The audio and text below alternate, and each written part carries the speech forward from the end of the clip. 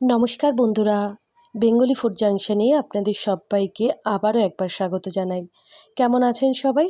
আশা করি সবাই খুব ভালো আছেন। আজকে আপনাদের নতুন ধরনের একটি চিকেনের আইটেমের রেসিপি নিয়ে চলে এসেছি, সেটি হলো তাওয়া চিকেন। অনেক সময় বাড়িতে আপনারা ডিনারের জন্য এই রেসিপিটি একবার ট্রাই করতে পারেন। চলুন দেখে নিই।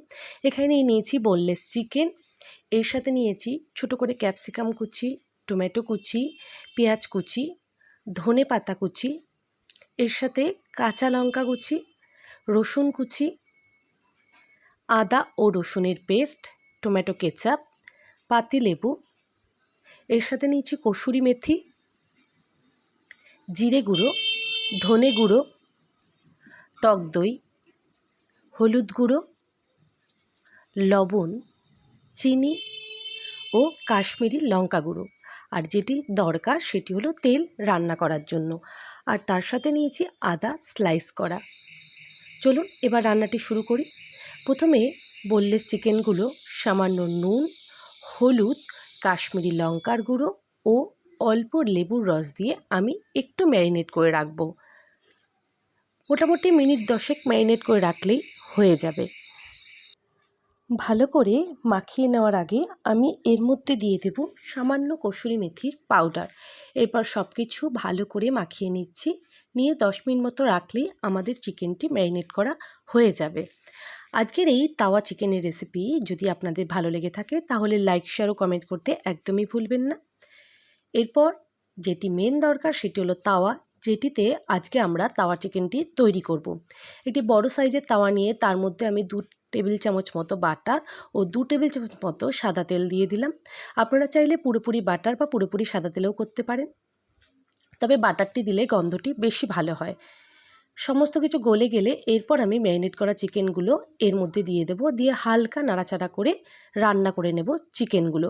পুরোপুরি কুক করব না, মিডিয়াম 50% কুক করলেই চিকেনগুলো রেডি হয়ে যাবে।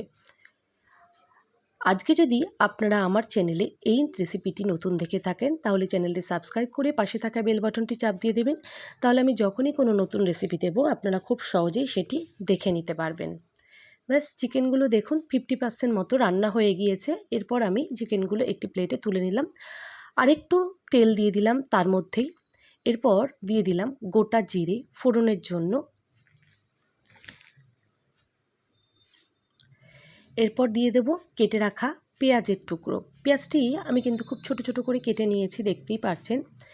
আপনারা কিন্তু অবশ্যই এটি কোনো একটি তাওয়া জাতীয় পাত্রে রান্না করার চেষ্টা করবেন। কড়াইতে করলেও হবে, যেহেতু তাওয়া চিকেন তাই তাওয়াতেই আমি করার চেষ্টা করেছি। দিয়ে দিচ্ছি কাঁচা লঙ্কা কুচি, আদা রসুনের পেস্ট, রসুন কুচি।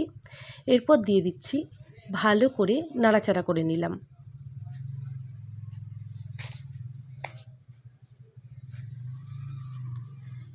এরপর একে একে একটু নাড়াচাড়া করে নেওয়ার পর টমেটো কুচি, ক্যাপসিকাম কুচি ও সামান্য লবণ দিয়ে দিলাম, সামান্য হলুদ গুঁড়ো, সামান্য কাশ্মীরি লঙ্কার গুঁড়ো। সব কিছু দিয়ে আরও একবার ভালো করে আমি মিশিয়ে নিচ্ছি। এই চিকেনটি খেতে কিন্তু অসাধারণ হয়। এরপর আমি এখানে 2 থেকে 3 টেবিল চামচ মতো টক দই ভালো করে ফেটিয়ে রেখেছিলাম, সেটিও এর মধ্যে দিয়ে দিলাম।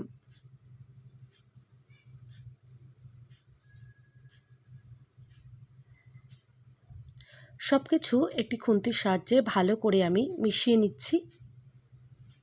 এরপর দিয়ে দেবো সামান্য জল, যাতে তলায় পোড়া না লেগে যায়। আরও একবার ভালো করে আমি নাড়াচাড়া করে সব কিছু মিশিয়ে নিচ্ছি।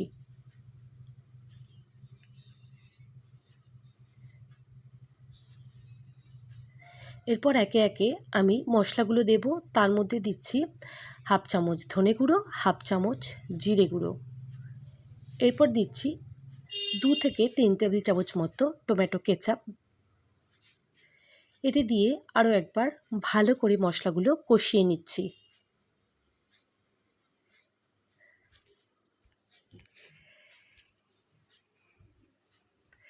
সব কিছু ভালো করে মেশানো হয়ে গেলে যখন তেল ছেড়ে দেবে, দিয়ে দিচ্ছি স্বাদ অনুযায়ী নুন ও চিনি। মশলা যখন পুরোপুরি রেডি তখন আমি আগে থেকে ভেজে রাখা চিকেনগুলো এর মধ্যে দিয়ে দেব। আরও একবার ভালো করে মিশিয়ে নিচ্ছি। যেহেতু চিকেন 50% মতো কুক হয়ে আছে, তাই বেশিক্ষণ আর চিকেন রেডি হতে সময় লাগবে না। এরপর আমি সামান্য জল দিয়ে দিচ্ছি।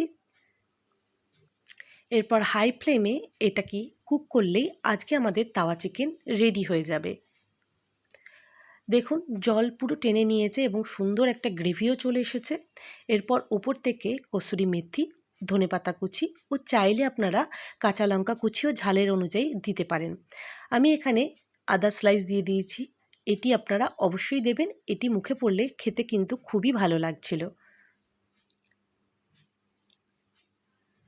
আরও একবার ভালো করে নাড়াচাড়া করে নিলাম। এরপর রুটি, লুচি, নান, পরোটা যে কোনো কিছুর সাথেই গরম গরম সার্ভ করুন আজকের এই তাওয়া চিকেন। জানি আপনাদের খুবই ভালো লাগবে, আর ভালো লাগলে কি অবশ্যই কমেন্ট করে জানাবেন, আর বাড়িতে একবার ট্রাই করবেন। কথা দিচ্ছি সবার খুব ভালো লাগবে। দেখুন চিকেন পুরোপুরি রেডি হয়ে গিয়েছে। এরপর আমি এটি একটি পাত্রে সার্ভ করে দেব।